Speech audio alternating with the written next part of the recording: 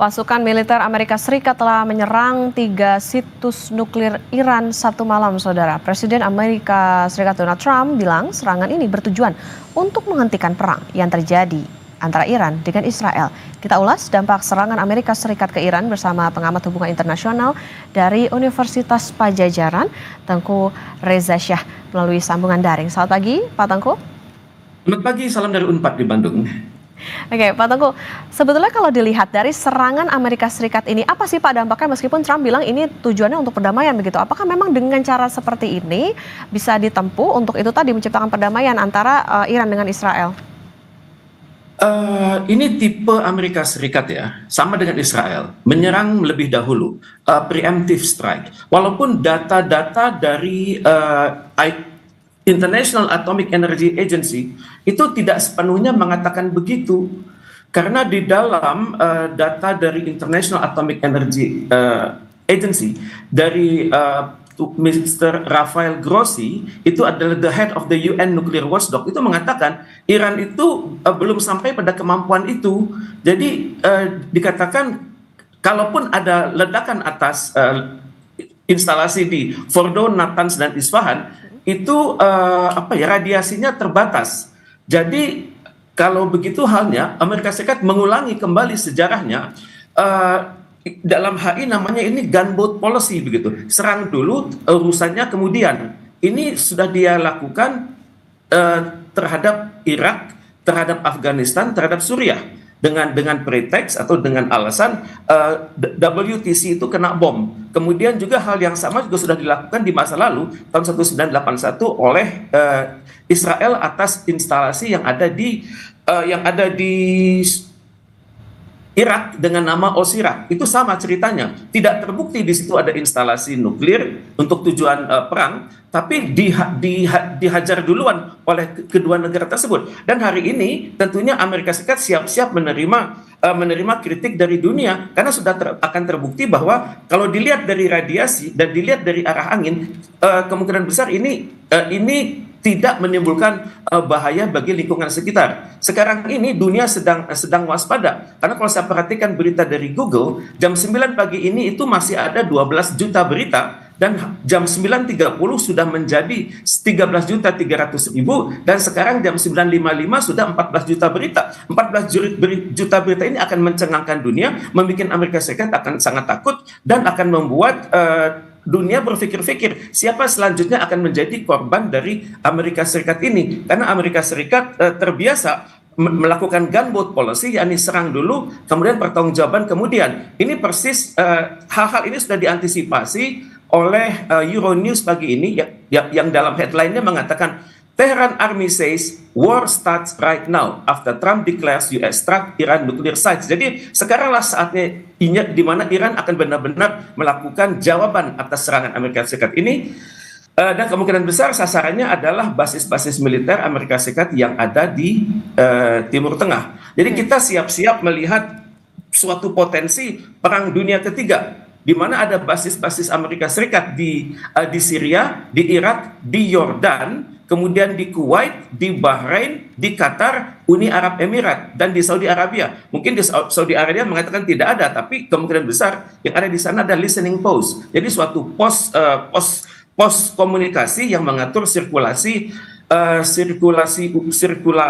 komunikasi strategis dari Gulf of Aden sampai Indian Ocean sampai jalur-jalur yang dikawal oleh American South Command. Jadi dunia sedang tegang saat ini. Oke, ini artinya penegasan Pak Tengku, ini bisa menjadi suatu bumerang juga nih buat Amerika Serikat dengan adanya serangan ini, karena tadi ya dikatakan kalau Amerika Serikat ini tipenya adalah nyerang dulu, urusannya belakangan gitu. Betul, tepat sekali. Jadi tampaknya yang dilakukan oleh Iran sejak seminggu terakhir adalah diplomasi dengan negara-negara yang menyimpan pangkalan Amerika Serikat tersebut. Konon ada antara 50.000 sampai 60.000 pasukan Amerika Serikat di situ.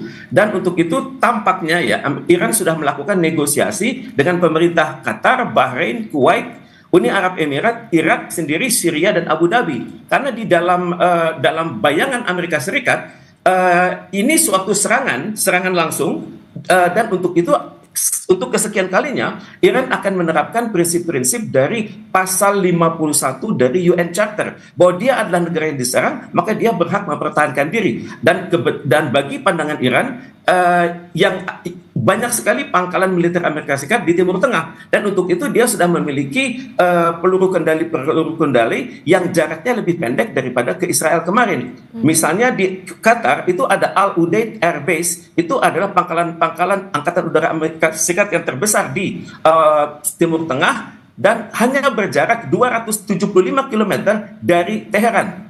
Dan untuk itu maka peluru kendali yang pas adalah Khalil Fars dan Zohair. Jadi saya bisa bayangkan saat ini para perwira, anggota pasukan Amerika Serikat di sekitar Qatar itu sudah mulai bingung karena walaupun komandan mereka sudah pulang dan mereka berada dalam posisi siaga perang, tapi kalau kita melihat bagaimana kemampuan serangan Iran atas Israel beberapa hari lalu, itu kelihatan sekali. Peluru kendali mereka itu beranak di atas sekitar 40 km dari Israel, dan seringkali peluru kendali tersebut mampu bergerak vertikal, diagonal, dan horizontal. Kita lihat misalnya bagaimana peluru kendali itu berhasil menghancurkan markas Intel dari Israel. Kemudian untuk Bahrain tampaknya juga akan diserang, tapi bukan negara Bahrain, bukan masyarakat Bahrain, tapi Naval Support Activity Bahrain, yang di sana ada sekitar 1.500 personil angkatan bersenjata Amerika Serikat, dan lokasinya hanya 1.200 km dari Teheran. Ini bagi Iran, mereka sudah siap-siap ini akan mengirimkan Shahab 3 dan Resvan. Terus untuk Kuwait, tampaknya di situ ada sekitar 700 personil militer Amerika Serikat yang tersebar di berbagai basis di Kuwait. Ini jaraknya adalah 1.400 km dari Teheran, dan tampaknya akan cocok menurut Iran itu peluru kendali Resvan dan Ghadar seri H. Untuk Uni Emirat Arab sendiri, tampaknya Iran sangat berhati-hati untuk menjauhkan serangannya dari masyarakat umum di Uni Arab Emirat dan juga pangkalan-pangkalan atau basis-basis energi Irak, basis-basis energi dari Uni Arab Emirat. Sasarannya adalah hanya satu, Al Dhafra Air Base yang letaknya dekat Abu Dhabi, tapi itu berjarak 1.700 km dari Iran. Tampaknya akan dikirimkan Ghadar seri H dan Ghadar seri F. Kemudian untuk perbatasannya sendiri dengan Irak yang di situ ada titik-titik pangkalan militer Amerika Serikat, itu tampaknya akan dikirim peluru kendali Ghadar F juga. Jadi hal ini yang patut disikapi oleh pemerintah negara Timur Tengah yang mengizinkan pangkalan militer Amerika Serikat berada di sana. Untuk Abu Dhabi itu berjarak sekitar 1.800 km dari Teheran. Ini merupakan target dari Emad dan Khorramshahr. Jadi saya perhatikan ini ada potensi menjadi perang dunia ketiga kalau Dewan Keamanan PBB tidak cepat bertindak dan untuk mendamaikan Iran dan Israel tersebut. Dan Amerika Serikat sudah terlanjur menghidupkan sumbu perang dunia ketiga, karena saat ini dunia berpikir-pikir siapa yang akan serangan serupa akan ditujukan kepada siapa. Saya pikir Rusia sudah mulai waspada, kemudian juga Cina juga mulai waspada. Misalnya Putin mengatakan, sebagaimana dikutip di dalam Reuters tanggal 19 Juni itu mengatakan, he does not want to discuss the possible Israeli-US killing of Iran supreme leader. Jadi tampaknya Rusia akan sangat marah kalau yang ditujukan itu, serangan ini ditujukan kepada pimpinan karismatis di Iran, karena dampaknya akan sangat besar, di mana akan membahayakan negara-negara di sekitar Iran tersebut, dan negara-negara di sekitar Iran tersebut perbatasannya sangat panjang dan itu sangat membahayakan juga bagi keamanan Rusia di masa depan. Oke, kalau tadi dikatakan ada sejumlah negara yang kayaknya ini lagi waspada nih, seperti misalnya tadi disebutkan ada Rusia, kemudian Tiongkok yang harus waspada soal adanya potensi perang dunia ketiga. Artinya Pak Tengku, ini yang ditunggu adalah tentu bagaimana balasan dari Iran ke Amerika Serikat karena adanya serangan ini. Nah, ini potensinya atau apa yang perlu diwaspadai terutama dari sini? Terutama untuk Indonesia misalnya. Kita semua dalam hal ini hendaknya eling dan waspada ya. Kita hendaknya harus berhati-hati sekali karena di dalam berbagai dokumen strategis Amerika itu ada klausul yang mengatakan kalau kami dalam bahaya ataupun kalau kami diserang maka semua negara yang beserta kami itu hendaknya melakukan suatu upaya kolektif ya sesama mereka dan juga bersama kami sesuai dengan istilah kata kunci digunakan adalah constitutional process.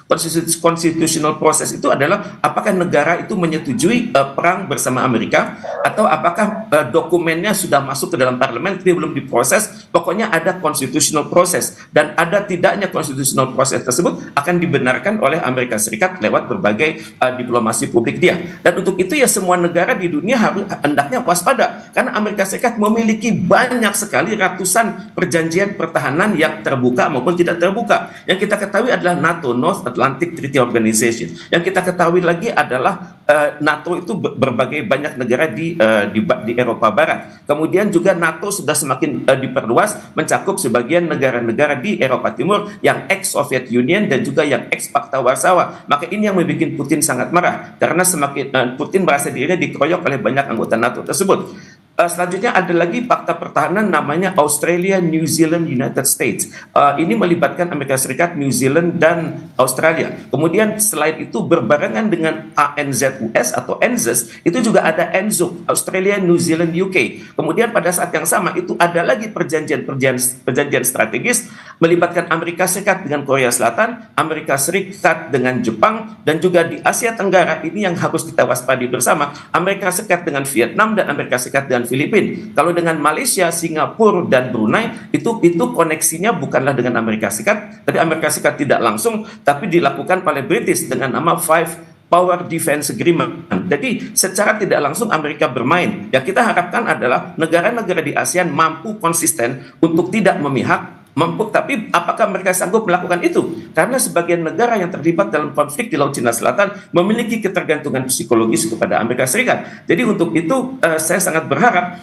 dalam beberapa hari ke depan atau beberapa jam ke depan, selain kita mengirimkan delegasi ke Turki untuk suatu dialog KTT luar biasa, organisasi konferensi Islam, kita hendaknya juga memikirkan suatu KTT luar biasa ASEAN untuk membahas hal ini, karena kalau terjadi sesuatu di mana saudara-saudari kita di ASEAN, terutama sekali Vietnam, Filipina, Malaysia, Singapura, kemudian juga Brunei, itu secara tidak langsung akan dibujuk oleh Amerika Serikat untuk melonggarkan konsistensi mereka dengan ASEAN Charter. Di ASEAN Charter itu ada klausul-klausul yang membuat roadmap dari ASEAN Political Security Blueprint dan ASEAN Economic Blueprint. Dan di situ kita pahami juga masih ada pangkalan militer Amerika Serikat di Thailand dengan nama Utapao. Jadi untuk ini saya pikir hanya Indonesia yang hendaknya mengambil inisiatif dengan bersikap tegas. Semua kita ASEAN hendaknya konsisten menerapkan prinsip-prinsip dari ASEAN Charter, dan secara teknis kita menerapkan prinsip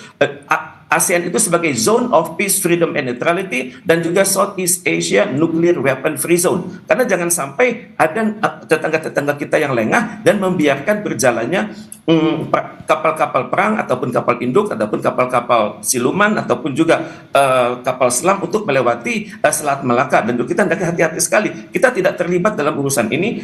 Kita bertanggung jawab atas terciptanya perdamaian di Timur Tengah dan dunia, karena ini adalah amanah konstitusi kita. Mohon kita sangat mohon TNI punya kemampuan yang sangat tinggi untuk menjaga selat-selat strategis Indonesia, selat-selat Malaka, Ombai, Wetar, kemudian selat-selat antara Kalimantan dan Sulawesi, selat-selat menuju Laut Arafura. Semua ALKI 1, 2, 3, 4 hendaknya kita jaga dengan sepenuhnya, dan dalam kondisi saat ini tentunya Kogab Wilhan 1, 2, 3 itu bekerja extraordinary. Dan apa yang mungkin terjadi di dunia kita masih menduga-duga, tapi Indonesia hendaknya benar-benar mempersiapkan ketahanan nasionalnya, terutama ketahanan di bidang pertahanan dan keamanannya ini. Mohon kita jaga baik-baik perbatasan darat, perbatasan laut, dan perbatasan udara agar tidak mudah dijangkau oleh kekuatan-kekuatan yang kemungkinan saja melakukan serangan terhadap salah satu pihak dari selat-selat yang ada di Indonesia, sehingga terkesan Indonesia berpihak pada salah satu di antara mereka.